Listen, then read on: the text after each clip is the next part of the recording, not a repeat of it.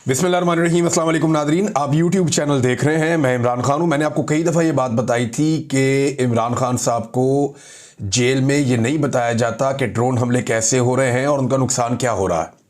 लगातार 2 महीनों से उनको ये इन्फॉर्मेशन नहीं दी जा रही थी। अब इमरान खान साहब को जब इन्फॉर्मेशन दी गई है तो उन्होंने इसके ऊपर बड़ा सीधा सीधा रद्द-ए-अमल जारी किया है। वो रद्द-ए-अमल मैं आपको बताता हूँ, लेकिन मादनियात के बिल के हवाले से भी मैंने आपसे अर्ज़ किया था कि इमरान खान साहब को लाइल्म रखने की कोशिश की गई थी।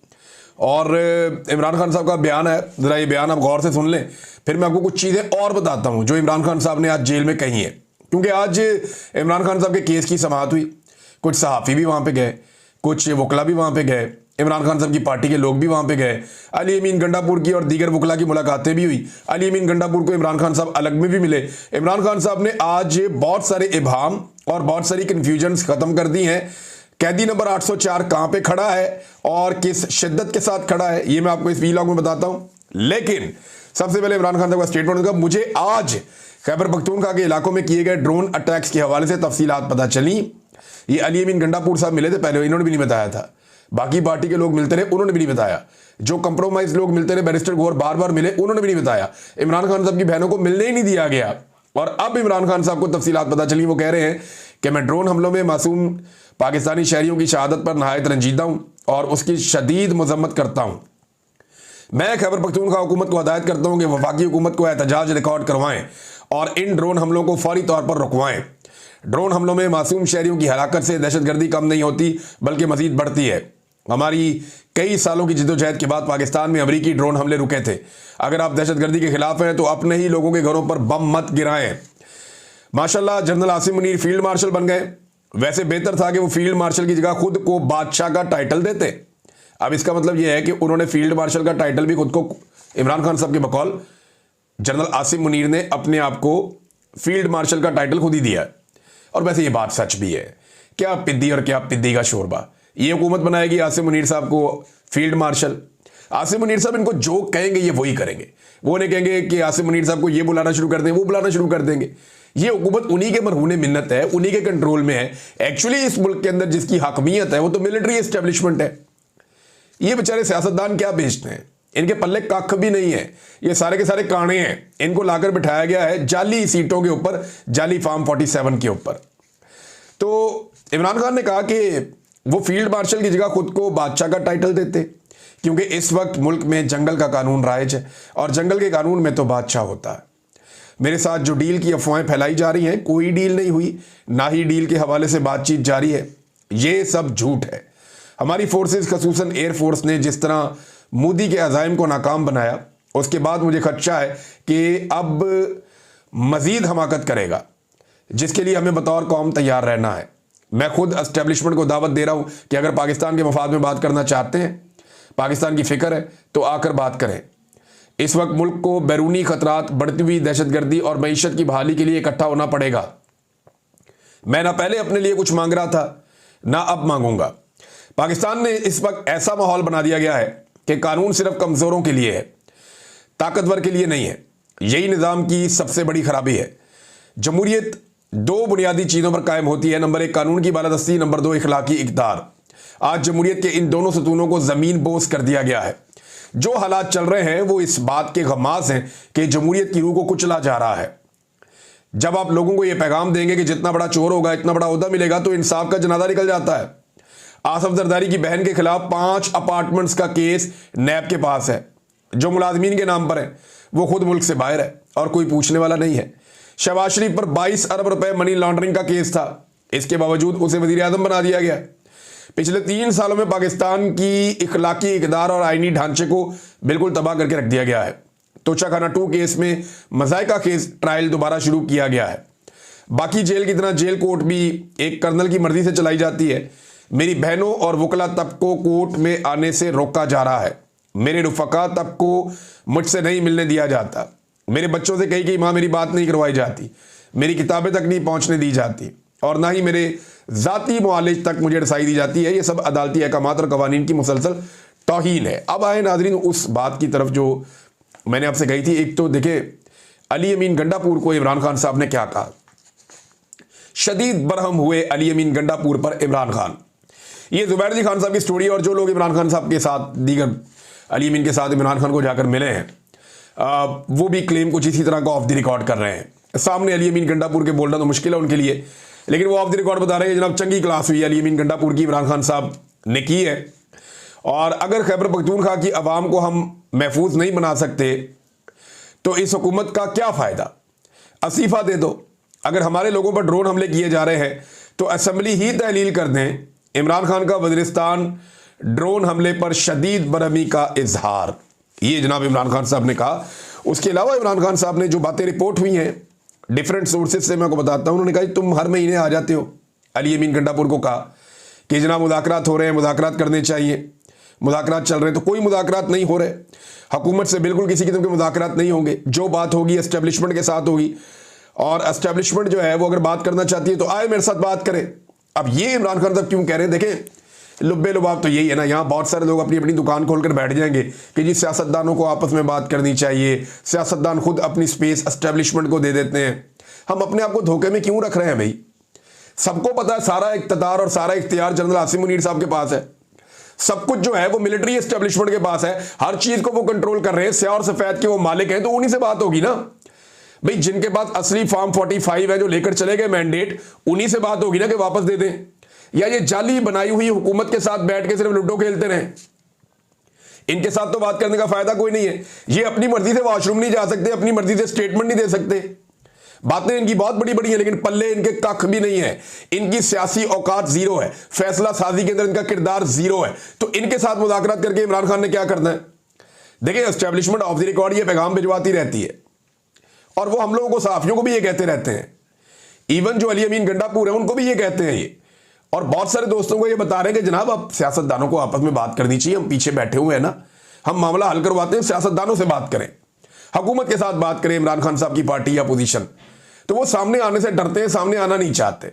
इमरान खान ये कहते हैं कि भाई सारा कुछ जो तुम कर रहे हो तो सामने भी आ जाओ, कपड़े उतार के आ जाओ, पता चल जाए कौन क्या कर रहा है। इमरान खान ये चाहते हैं कि एस्टेब्लिशमेंट खुद बातचीत करे, ताकि कोई अगर रह भी गया ओला तो वो भी खत्म हो जाए। लेकिन एस्टेब्लिशमेंट की ये बुज़दिली है जो हमेशा से है कि वो खुलकर सामने नहीं आते। खुलकर आना हो तो फिर मार्शल लॉ ही लगा देना, तो वो खुलकर सामने नहीं आते। और इस वक्त सूरत हाल ये है कि खान साहब कह रहे हैं कि अब ताकत तो है ही नहीं आपके पास, इख्तियार है ही नहीं इनके पास, ये सारे जाली आकर बैठे हुए, मैं इनके साथ क्यों बात करूं? मैं तो बात करूंगा उनके साथ जिन्होंने ये सारा इख्तियार छीना है, जिनके पास ताकत है, जिनके पास फैसला करने की कुव्वत है। अगर मुल्क को बचाना है तो आ जाओ, मुझे कोई डील नहीं चाहिए। वो ये साफ कहता है कि मैं सारी जिंदगी जेल में गुजारूंगा। ये फवाद चौधरी का स्टेटमेंट आप देख लेना, यहाँ एक फवाद चौधरी का स्टेटमेंट है, ये इमरान खान साहब से मिलकर आए। इन्होंने कहा जी आज कई हफ्तों की तातुल के बाद इमरान खान साहब से अडयाला जेल में मुलाकात हुई। रवायती ट्राउजर और टी शर्ट में पसीने से शराबोर इमरान खान गैर मुतजलजल अपने मौक़िफ़ से 1 इंच पीछे नहीं हटे। 2 साल की कैद जो बड़े बड़े लोगों को तोड़ देती है, इस मर्द जरी का कुछ नहीं बिगाड़ सकी। मैंने बहरहाल उनसे रिक्वेस्ट की कि टेम्परेचर पीछे लाना है मुल्क के मफाद में, और अपोजिशन अलायंस बनाकर मुज़ाकरात किए जाएँ, और एस्टेब्लिशमेंट और सियासी जमातों से सबसे मिलकर बात की जाए। मुस्तकबिल के फ्रेमवर्क की तरफ हमें बढ़ना चाहिए, ये वाहिद सूरत है। तो इमरान खान ने बात सुनी और ये कहा कि अगली मुलाकात में बात करेंगे। मैं जानता हूँ इमरान खान साहब ने क्या होगा, ठीक है इस पर बात करेंगे, बाद में देखते हैं। तो इमरान खान आज भी वहीं खड़ा है। इस पर रज़ी ताहिर साहब ने एक स्टेटमेंट जो है वो कोट करके इमरान खान साहब का रिपोर्ट किया, और गालिबन ये कोट रिपोर्टर्स में से किसी ने सुनकर उनको बताया या वहाँ लीडर्स में से, ये जज के रूबरू इमरान खान साहब ने गुफ्तगू की। उन्होंने कहा अगर फील्ड मार्शल ने कसम खाई है तो मैंने भी कसम खाई है कि किसी सूरत यजीद के आगे नहीं झुकना। ये जनाब इमरान खान साहब का स्टेटमेंट है। इमरान खान साहब ने अली अमीन गंडापुर की भी क्लास ले ली, इमरान खान साहब ने बैरिस्टर गौर साहब की भी क्लास ले ली, और बैरिस्टर गौर साहब को तो उन्होंने कहा जी कि आप मुबारकबादें, और ये किस चक्कर में आप चल रहे हैं जनाब, हमारी पार्टी पॉलिसी, हमारी पार्टी लाइन एक अलग है। और इमरान खान की बहन ने भी बाहर आकर कहा कि जो पार्टी की पॉलिसी है वो कोई और नहीं देगा, वो इमरान खान साहब देंगे, और वो बताएंगे कि एक्चुअली पार्टी करना क्या चाहती है और पार्टी ने करना क्या है। अलीमा खान साहबा ने बाहर आकर क्या क्या कहा, ये कुछ चीजें मैं आपके सामने रखता हूं। एक, उन्होंने कहा मईशत, दहशतगर्दी और मोदी के खतरे की वजह से इमरान खान ने कहा कि मैं एस्टेब्लिशमेंट को कहता हूं कि आए बात करें, मैं बात करने को तैयार हूं। उन्होंने ये नहीं कहा कि मेरे दरवाजे खुले हैं, लेकिन पाकिस्तान के लिए बात करने को तैयार हूं। नंबर 2, इमरान खान ने आज कहा है कि जो एक कैदी की सहूलियत होती है वो मुझे नहीं दी जा रही। मुझे मेरा कानूनी हक नहीं दिया जा रहा। 8 दिन पहले 11 किताबें भेजी गई, लेकिन अभी तक इमरान खान को फराहम नहीं की गई। 8 महीनों में सिर्फ एक दफ़ा बच्चों से बात करवाई गई, जो कि 3 महीने पहले की गई थी। अच्छा जी, और उन्होंने बताया कि इमरान खान ने कहा है कि मैंने कहा था कि मोदी जख्मी जानवर है, ये पाकिस्तान पर हमला करेगा, ये दहशतगर्दी हो रही है, इसमें इंडिया मुलव्वस है, मतलब मोदी एक्टिव हो चुका है, कौम ने मुत्तहिद रहना है और अलर्ट रहना है, मोदी हमला करेगा। ये इमरान खान की बात अलीमा खान ने बताई। फिर बताया कि आइंदा जो भी कहेगा कि मुज़ाकरात हो रहे हैं, एक तो आपने इन खबरों पर एतमाद नहीं करना, और अगर पार्टी के अंदर से कोई कहे कि मुज़ाकरात हो रहे हैं तो आपने समझना है कि वो अफवाहें फैला रहा है और इसका पार्टी से कोई ताल्लुक नहीं है। वैसे लास्ट टाइम ये अली अमीन गंडापुर ने कहा था कि इमरान खान साहब ने मुज़ाकरात के लिए ग्रीन सिग्नल दे दिया या मुज़ाकरात की इजाज़त दे दी है। आज अली अमीन गंडापुर साहब बाहर आए तो बदले बदले थे। नॉर्मली वो मीडिया से ऐसे बातचीत भी नहीं करते, लेकिन आज आकर उन्हें अनाउंस करना पड़ा। उन्होंने कहा जी इमरान खान साहब ने मुझे कह दिया कि तहरीक चलानी है, अब मैं दोनों कंधे फराहम करूंगा, मैं तहरीक चलाऊंगा, मैं ये करूंगा।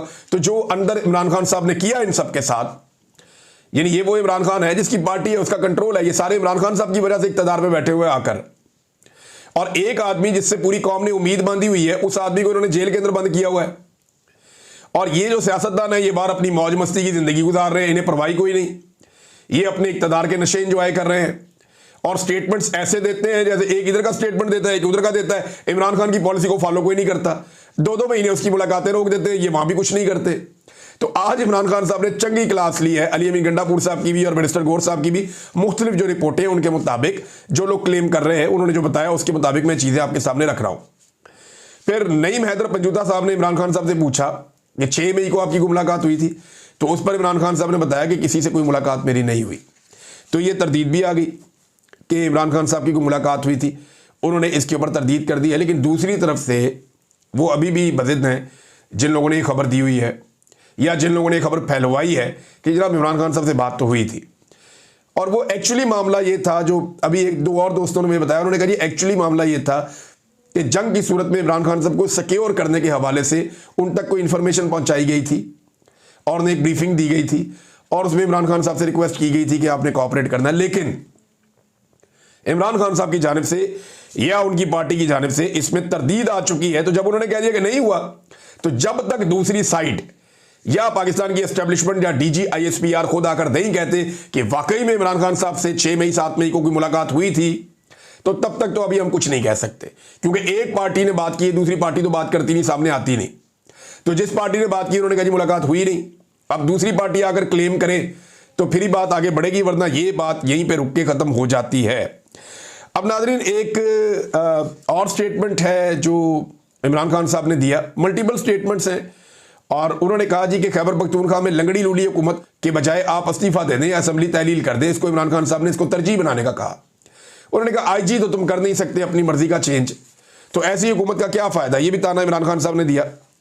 शेख वकास अकरम साहब के हवाले से मुझे एक सहाफ़ी ने बताया कि उनके हवाले से इमरान खान साहब ने कहा कि वो पेशावर से क्यों नहीं बाहर निकल रहे, अगर वो सूबे से बाहर नहीं निकलते तो फिर चेंज किया जाए ये जो ओहदा है इंफॉर्मेशन सेक्रेटरी का, कि शेख वकास अकरम साहब प्रेस कॉन्फ्रेंस नहीं कर पा रहे, सामने नहीं आ पा रहे, खुलकर पार्टी का बयानिया नहीं बयान कर पा रहे, तो ट्वीट करने से तो पार्टी नहीं चलती ना। तो इस पे भी इमरान खान साहब ने तनकीद की। बैरिस्टर गौहर साहब के मामले में, शेख वकास अकरम साहब के मामले में, अली अमीन गंडापुर साहब के मामले में इमरान खान साहब ने बड़ी क्लैरिटी के साथ इनके सामने चीज़ें रखी और बड़ी सख्ती के साथ अपने मौक़िफ़ को दोहराया है। अब नाज़रीन जो टिकटॉक हुकूमत है ना, ये जाली फॉर्म 47 के ऊपर बनी हुई वज़ीर आला, इन्होंने कहा कि जी 9 मई को जो है वो ज़्यादा नुकसान हुआ पाकिस्तान का, और भारत ने जो हमला किया ऑपरेशन सिंदूर में वो पाकिस्तान का उतना नुकसान नहीं हुआ। मोदी की मोहब्बत में ये ख़ानदान अंधा होता चला जा रहा है, मोदी के इश्क और उसके प्यार के अंदर ये बाप बेटी जो है वो बहते चले जा रहे हैं। इन्हें समझ नहीं आ रही कि ये अपने यार मोदी को कैसे फ़ायदा पहुंचाएं। यानी अब वो ये कह रहे हैं, यानी इमरान खान से इनका खौफ इतना है, इनको मोदी से डर नहीं है, कैदी से डर है। ये मोदी से नहीं डरते, ये कैदी से डरते हैं। ये मोदी के खिलाफ नहीं है, ये कैदी के खिलाफ है। ये मोदी को पाकिस्तान का दुश्मन नहीं समझते, ये कैदी को पाकिस्तान का दुश्मन समझते हैं। आप अंदाजा करें इनकी सोच का कि टिकटॉकर वज़ीर आला फरमा रही हैं कि पीटीआई ने ज्यादा नुकसान किया 9 मई को और भारत ने कम नुकसान किया। तो जनाब मैं चंद चीजें आपके सामने रखता हूं। क्या पाकिस्तान तहरीक इंसाफ ने बहुत सारी मसाजिद तबाह कर दी? क्या पाकिस्तान तहरीक इंसाफ ने पाकिस्तान में दर्जनों मिसाइल दाग दिए? क्या 50 से ज़्यादा शहरी और फौजी जवान जो है वो शहीद कर दिए? क्या पाकिस्तान के अंदर बम और ड्रोन हमले किए? क्या पाकिस्तान का पानी जो है वो पाकिस्तान तहरीक इंसाफ ने रोका? कश्मीर में 3,000 से ज़्यादा नौजवान गिरफ्तार और गायब कर दिए गए हैं, जबकि 50 से ज़्यादा को शहीद कर दिया गया है। ये सारा कुछ जो है क्या पाकिस्तान तहरीक इंसाफ ने या इमरान खान ने किया है? हद हो गई वैसे इनके पागलपन की। एक तो मोदी को बचाने के चक्कर में, दूसरा इमरान खान को लटकाने के चक्कर में ये खानदान अंदाजन तकरीबन पागल हो चुका है। यानी ये स्टेटमेंट पागलपन की हद तक है। कौन देगा ऐसा स्टेटमेंट? यानी कंपैरिजन कर रहे हैं जी, पीटीआई ने ज्यादा बुरा किया पाकिस्तान के साथ, तो फिर 9 मई के बाद आर्मी चीफ को फील्ड मार्शल बना देते आप।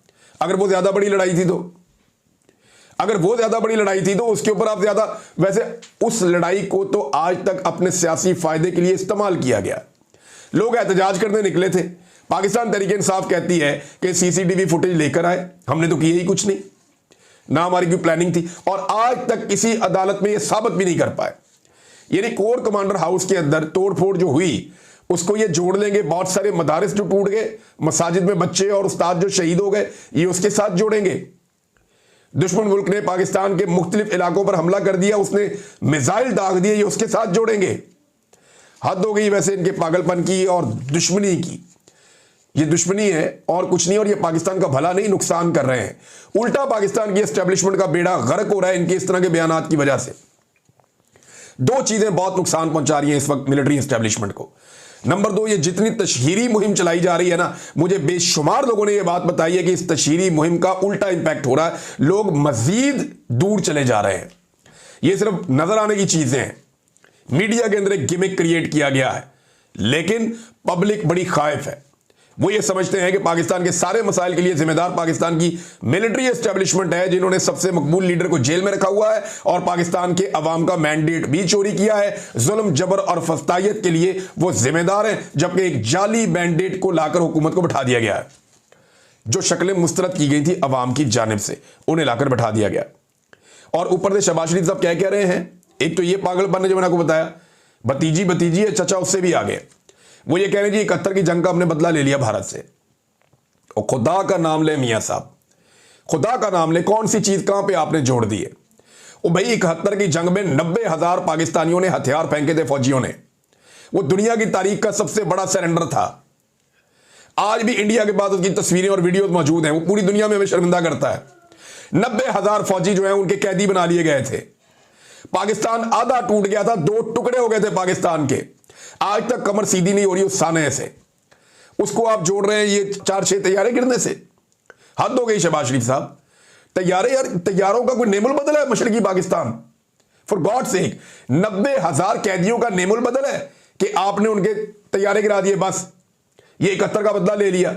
झूठ बोलने में, फ्रॉड करने में, बेईमानी करने में, चीजों को एग्जैजरेट करने में इस खानदान का कोई सानी नहीं है। इनका रिकॉर्ड कोई नहीं तोड़ सकता।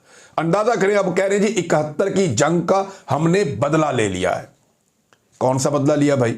आपने कश्मीर आजाद करवा लिया, आपने भारत को 2 टुकड़े कर दिया। क्या आपने, भारत ने क्या आलमी सतह पे अपनी जंग तस्लीम कर ली, शिकस्त? भाई उन्होंने सीज फायर का कहा, आपने फौरन कर दिया सीज फायर।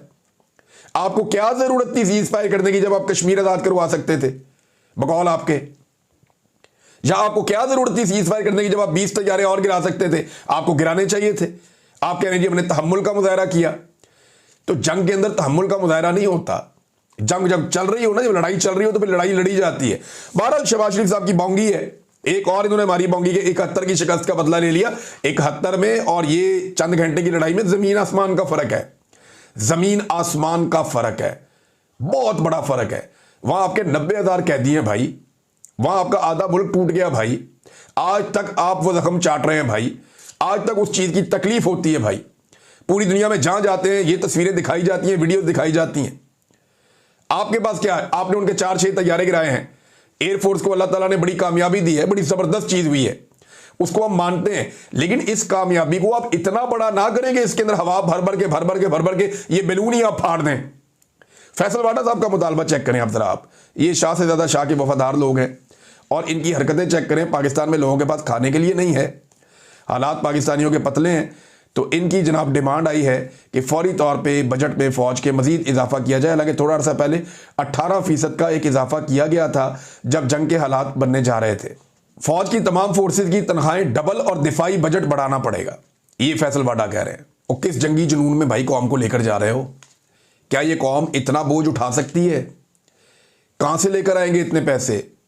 हमारे पास एटम बम है, हमारे पास मिसाइल्स हैं, हमारे पास फौज मौजूद है। अब और क्या हमने करना है? और फौज ने अच्छी लड़ाई लड़के दिखाई है बकौल उनके और बकौल आप लोगों के सबके। तो ये शाह से ज्यादा शाह के वफादार जो है ना, अपने छोटे से फायदे के लिए, अपनी एक बोटी के लिए कौम का बकरा और ऊंट सेवा करने के चक्कर में रहते हैं हमेशा। भाई गरीब कौम है, पहले ही सारे तरक्याती मंसूबे रुक गए हैं। आईएमएफ अपने गले के ऊपर जो है वो छुरी रखी हुई है, किसी वक्त भी आपको सेवा कर देंगे। हर चीज आप गैरों से पूछकर कर रहे हैं, बजट आप अपना बना नहीं सकते। और हद हो गई यहां पे कह रहे हैं जनाब कि अब मजीद बजट को बढ़ाया जाए। तो भाई अगर बजट मजीद बढ़ाना है ना, तो सबसे पहले जी कौमी असम्बली के जो अरकान हैं, जो सेनेटर्स हैं, जो सूबाई असम्बली के अरकान हैं, ये जितने हुकूमत के अंदर सियासतदान हैं, ये सारे अपने खर्चे छोड़ें। ये जो लग्जरी लाइफस्टाइल है ना, चाहे वो जजों का है, चाहे वो जर्नेलों का है, चाहे वो सियासतदानों का है, चाहे जितने सरकारी मुलाजमीन का है, वो सारा खत्म करवाएं आप। भाई सबसे पहले इनसे मुराद वापस लेना, सबसे पहले इनसे लशपश किस्म की लाइफ वापस लें। फिर आप गरीब आदमी से कहेंगे अपना पेट काट के दो, भाई हमने मजीद दिफाई बजट जो है वो बढ़ाना है। आप पहले कुर्बानी आपको देनी पड़ेगी। अब तक के लिए इतनी, अपना ख्याल रखिएगा, अपने चैनल का भी। अल्लाह हाफिज।